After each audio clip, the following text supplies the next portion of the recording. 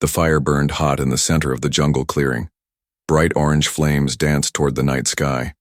Around the fire, alien warriors moved in a circle, chanting and stomping their feet. They wore strange bones and feathers, their faces painted with black and red colors. They looked wild and hungry. Tied to a tall wooden stake above the fire was a young alien girl. Her silver skin shimmered in the firelight, and her long hair, like white silk, fell over her frightened face. Her arms were tied, her legs too. She trembled as the heat rose higher. Smoke curled into her nose. Her eyes were wide with terror. She didn't scream. She just looked at them, pleading, silent. The leader of the tribe stepped forward. He was tall, with a golden mask and a staff made of skulls. He raised his arms. The chanting stopped. "She is the last of her kind," the leader shouted in his rough alien tongue. "Her power is in her blood. Tonight we take it for ourselves." The crowd cheered. Spears rose in the air. The fire roared. Far away, behind a tree, a man watched with narrowed eyes. His name was Jace Carter, a human explorer. He had come to this alien planet 2 days ago, searching for rare minerals. But what he found was something far worse, this sacrifice. He had followed the tribe secretly, hiding behind rocks and trees until now. He could not wait any longer. He checked his blaster, fully charged. He took a deep breath. The leader raised his knife. Slowly, he walked toward the girl. She flinched as he touched her cheek with the blade. The crowd grew silent. The fire popped loudly. The moment had come. Bang! The loud gunshot echoed through the jungle. The leader's knife flew from his hand and landed in the fire. Everyone froze. Bang! Another shot. A nearby warrior dropped to the ground, his weapon shattered. Panic spread like wildfire. From the shadows, Jace stepped out, wearing a dark explorer suit and holding a smoking blaster in his hand. His eyes were cold, his voice was calm.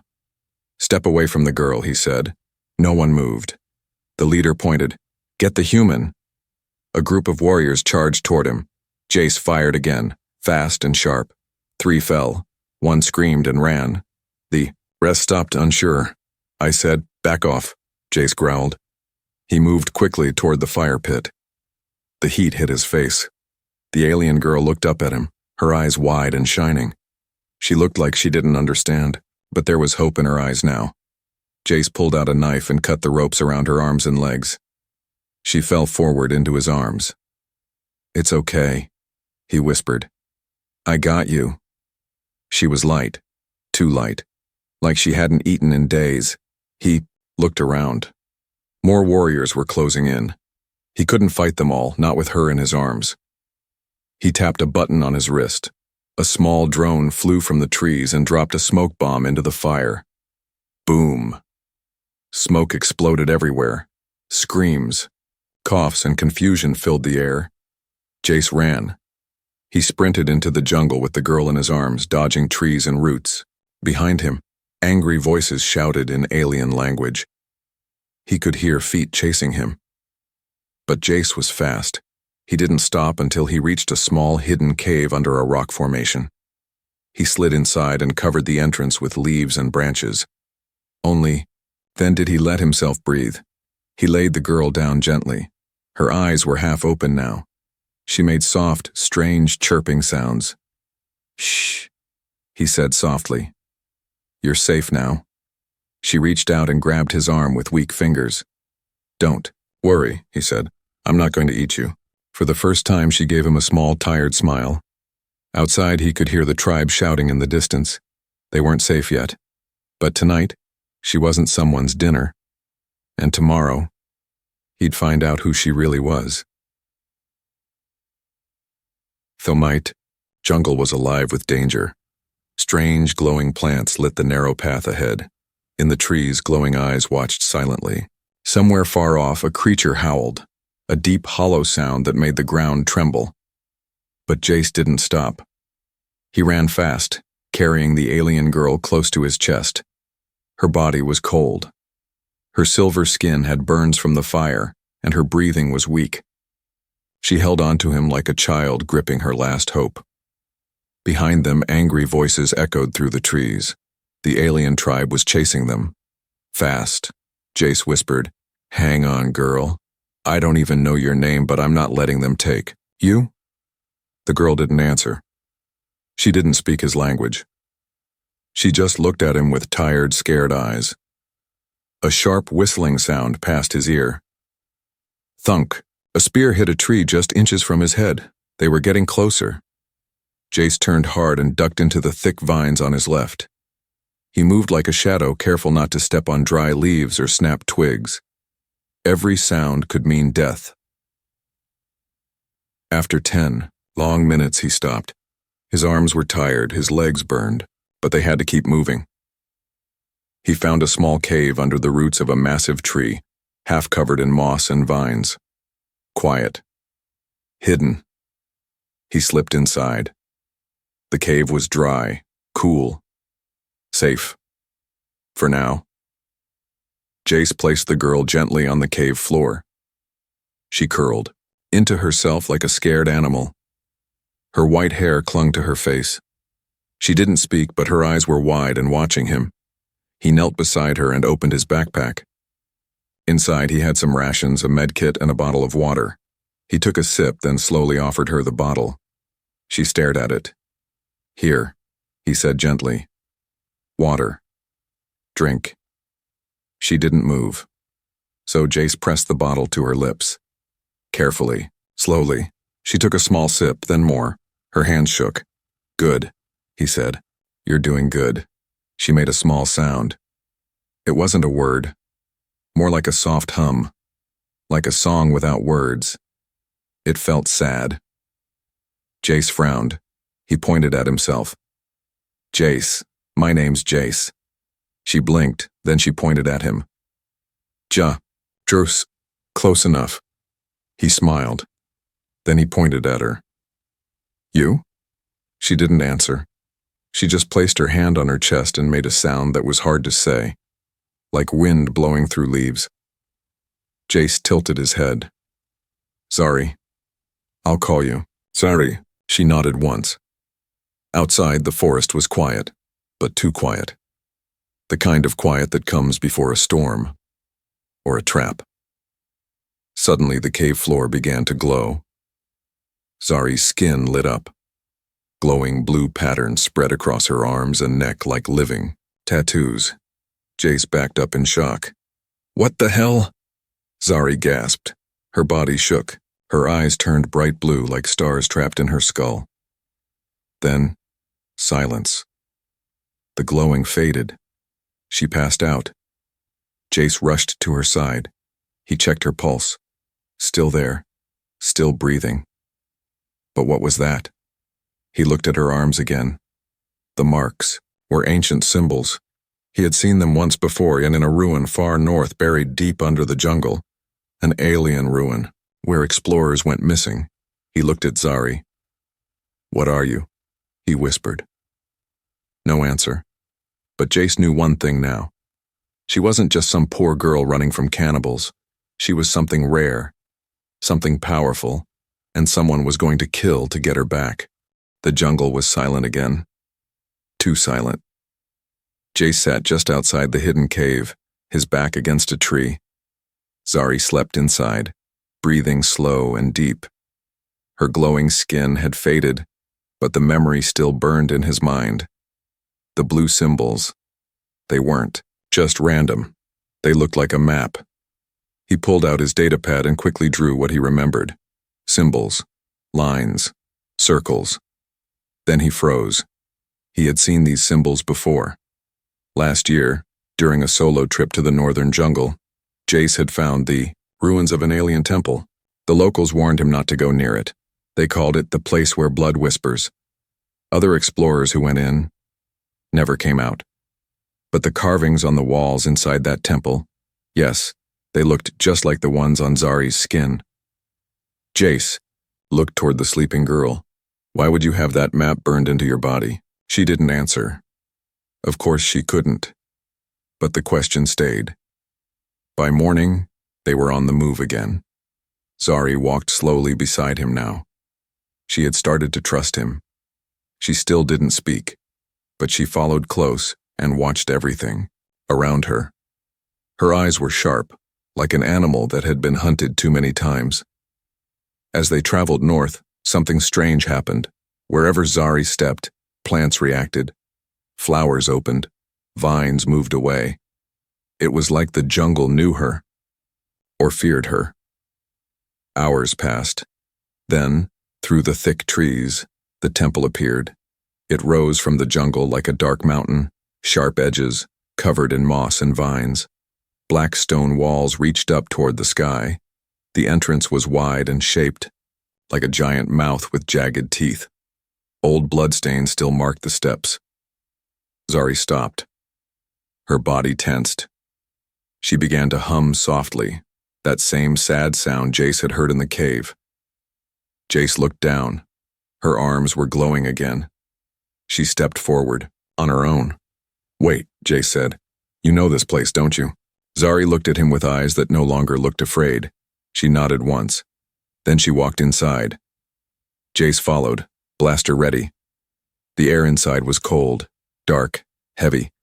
Strange carvings covered the walls, the same symbols, the same glowing language. And blood, dried and old, but real. As they moved deeper, the temple seemed to respond. The floor lit up under Zari's feet. The walls glowed. Then they reached a round room.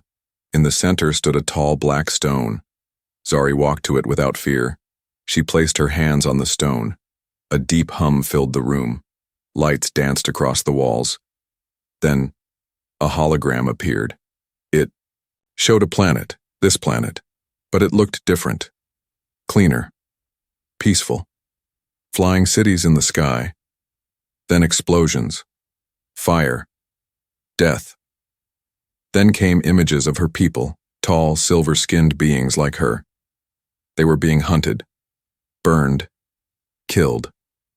Then, the image zoomed in to a baby. Zari. The last one.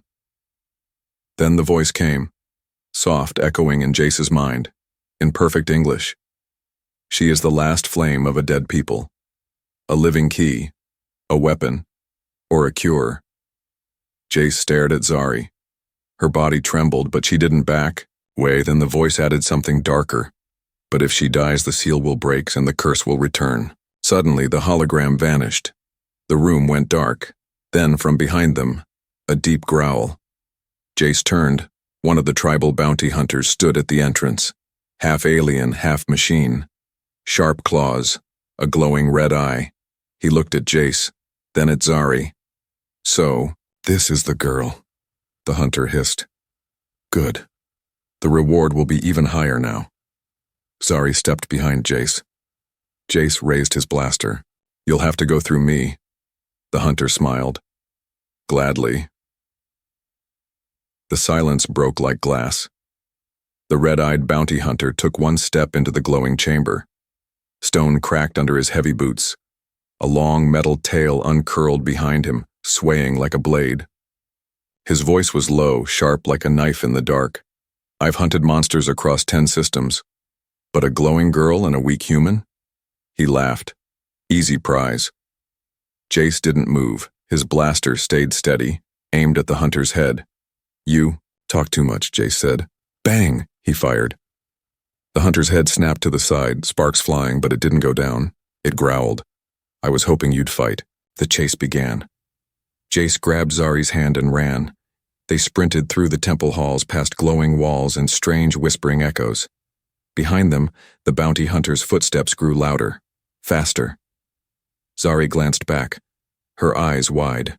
Her hand glowing again, but this time Jace didn't look back. "Don't stop," he said. "No matter what." They burst out of the temple into the jungle.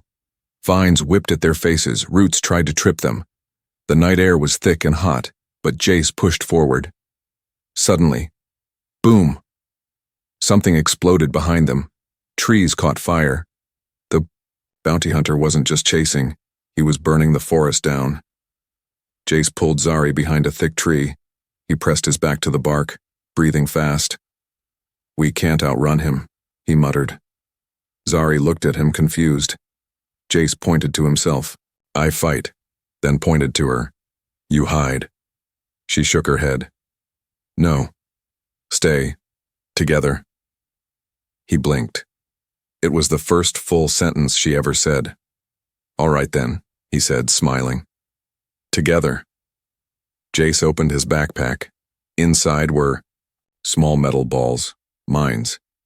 He pressed a button and tossed 3 of them across the jungle path. They blinked red. He waited. The hunter's shadow appeared through the trees, his red eye glowing like fire.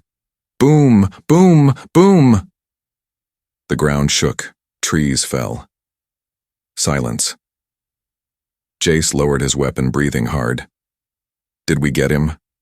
But before Zari could answer, a claw slammed into Jace's chest and threw him into a tree. Pain exploded through his ribs. The hunter stepped from the smoke. His armor cracked but still standing. He raised his claw. You're lucky. I like killing humans up close. Jace coughed, blood in his mouth. He raised his blaster. Empty. Zari stepped between them, her arms glowing again, her eyes now bright white. The air around her pulsed like heat waves. The hunter paused, confused. Zari raised her hand, and the trees answered. Roots shot from the ground and wrapped around the hunter's legs. Vines flew like whips and grabbed his arms. The forest itself moved. The hunter roared and broke free, but too late. Zari screamed. The glow burst from her body and slammed into the hunter like a wave. Crack! The jungle floor split beneath his feet. He fell, swallowed by the earth, gone. Silence returned. Zari fell to her knees. Jace crawled over, holding his side. You did that? Zari looked at her hands. Confused, scared, but alive. Jace smiled weakly. Remind me not to make you angry. She didn't laugh. She looked north, more coming. Jace followed her gaze. In the sky, several red lights blinked. Ships. The tribe had sent more hunters. This was just the beginning. The forest was quiet. Too quiet. Jace leaned against a fallen tree, breathing hard, his hand pressed against his side. Blood soaked through his suit. The bounty hunter's last hit had done damage. Bad damage. Zari sat beside him, holding a wet cloth made from leaves. Her hands trembled as she wiped his wound. Her silver eyes stayed locked on his face. Don't move, she whispered. Don't talk. Jace smiled weakly. Since when do you give orders? Zari didn't smile. Her hands began to glow, soft blue light covering her fingers. Jace felt warmth, then numbness, but Zari pulled her hands away. No, she said softly. Not yet. Jace blinked. Why not? She looked away and pointed at her glowing skin. This power, she said slowly, is not free. He watched her. Zari took a deep breath. Every time I use it, I lose a part of me. He frowned. What part? She looked at him, eyes filled with pain. My future. The meaning hit him like a punch. Every time she healed, she aged. Her life burned shorter. She had saved him twice already, and now, if she healed him again, it could kill her. Jace shook his head. Then don't. I'll be fine. Zari grabbed his shirt.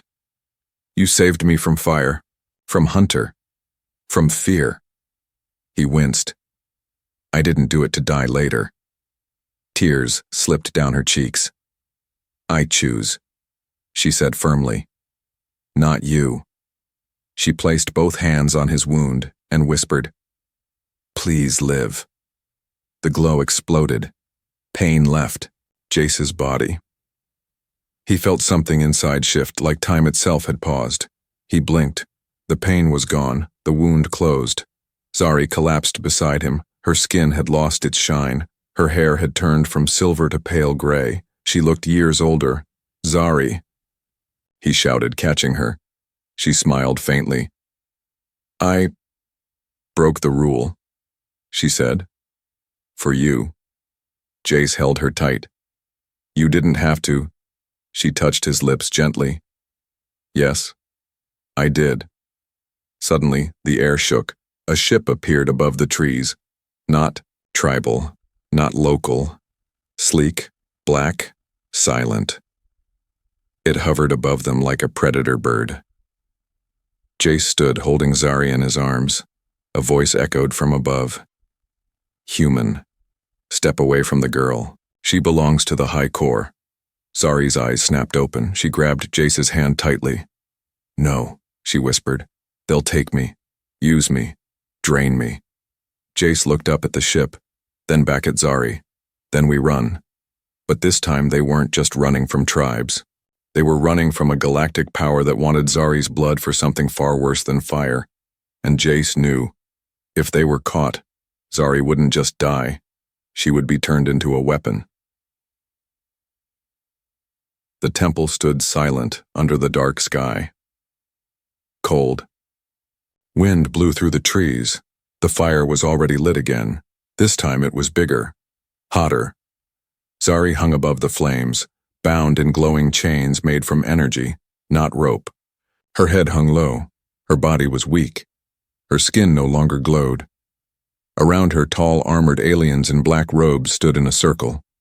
Members of the High Core, the powerful rulers of 5 galaxies. Their faces were hidden behind silver masks. They whispered in a dead language. The leader raised his arm.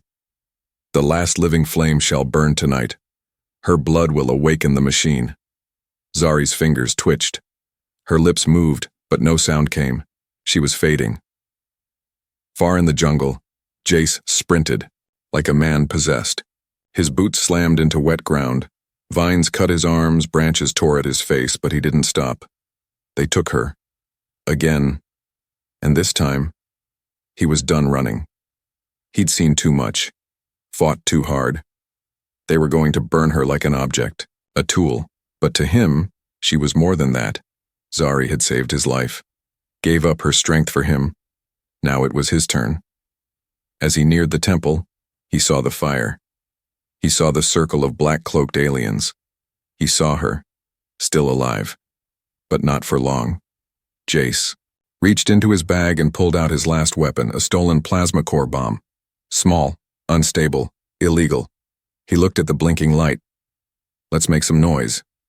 He set the timer, then threw it. Boom! The ground shook. The temple roared. Flames burst outward. Aliens screamed as the blast knocked half of them flying. Stone pillars cracked and fell. And through the smoke, Jace walked in. Gun raised, face bloody, eyes blazing. The High Core warriors turned toward him. One stepped forward. You dare interrupt the ritual, human? Jace didn't answer. He just opened fire. Energy blasts flew through the air. One after another. They fell. But there were too many. Jace took a hit in the shoulder, dropped to one knee. Still, he crawled toward Zari. Not letting them have you, he growled through gritted teeth. Zari opened her eyes weakly. Jace. He reached the base of the fire altar and started climbing. The ropes were hot. His skin burned. Didn't matter. He grabbed her leg. I've got you. The High Core leader raised a hand, ready to blast them both. But Zari looked up. Her eyes wide again. The glow returned. But this time, not just her skin. The whole temple began to shine. Symbols appeared on every wall. The stone beneath them cracked. Light pouring through. Every crack. Zari's voice rang out loud and clear. I am not a tool. Chains shattered. She floated off the fire pit, hair flying. Body glowing like a star. She raised both arms. The aliens screamed. A wave of light blasted outward. Jace shielded his face. When he opened his eyes, the temple was quiet again. The High Core were gone, ash in the wind. Zari floated down beside him, weak again but smiling. You, okay? She asked. Jace nodded. Are you? She looked at the sky, then back at him. I think I finally am. But the sky wasn't done yet. Above them, a new shadow appeared, bigger than before, a ship even the High Core feared, someone, or something worse, had noticed her power. The sky burned gold. Above the ruined temple, a shadow grew wider. A massive ship that didn't belong to any empire, tribe, or council. It was older, quieter, hungrier. Its surface was smooth like glass, but shaped like a serpent. It made no sound, no flashing lights, just presence. Zari stood beside Jace, her feet bare on the cracked stone. Her silver hair floated in the wind. Her glow had faded, but her eyes held something stronger now. Clarity. She knew what was coming. Jace gripped his blaster. Still half broken, still warm. New friends of yours? Zari didn't blink. No, these are the ones my people sealed away, long ago. The ship stopped above them, silent and watching. Then, a voice entered both of their minds. Not loud, not angry, just cold. Return to us, child of flame, or we will take the human's mind. Jace fell to his knees, hands to his head. Zari screamed, "Stop!" The voice paused. "Do you yield?" Zari stood tall.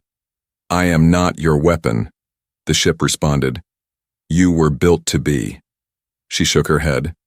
"Not anymore." She looked down at Jace. His nose was bleeding. His eyes were dazed. She knelt beside him, her fingers brushing his cheek.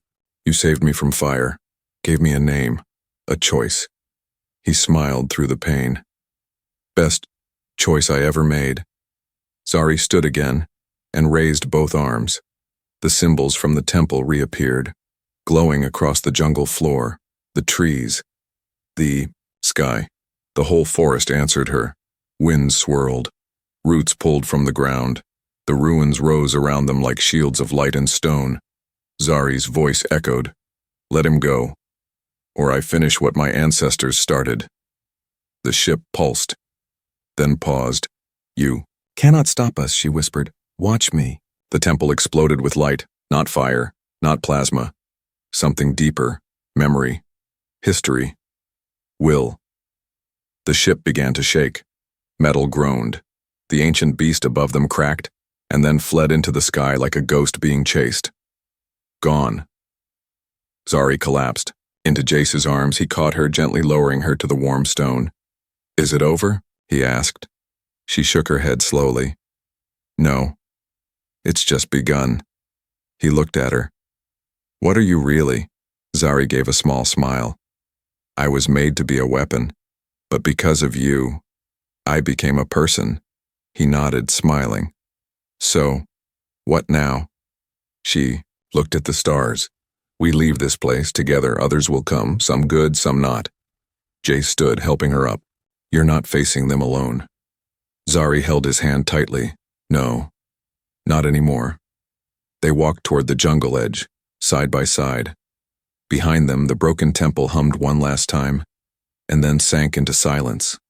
But far above, across the stars, signals were being received. Eyes were turning. Worlds were awakening, because a human had saved the last flame, and she was no longer just a girl. She was a warning.